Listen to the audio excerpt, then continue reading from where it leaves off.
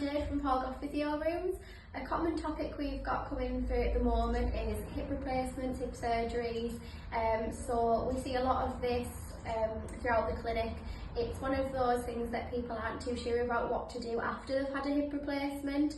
It is normal to experience some discomfort after a hip replacement. You have been through quite a major surgery, so discomfort is normal, and you may require dependence on pain relief for a short duration, which is easily discussed with a GP or your consultant at the time.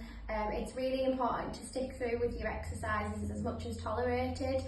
You will have initial physiotherapy after your surgery, but it is really advised that you can try and contact a physiotherapist if able to do so, to gain some more exercises, a little bit of hands-on treatment to assist with speeding up recovery due to the muscles going through some difficulty in having to repair after a surgery.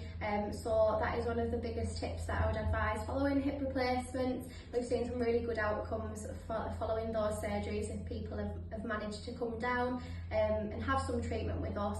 We're happy to go through exercises, make sure you're doing them correctly as well, because I think that's a big concern once you've had a surgery. Are you going to cause any damage? Are they being done correctly? Is there anything you can do to make them easier, to make them harder? So they're all things that we can discuss with you down here. So if you have any concerns or need any advice following a hip replacement, or if you're due to have one soon, feel free to give us a call and we can advise you the best we can there.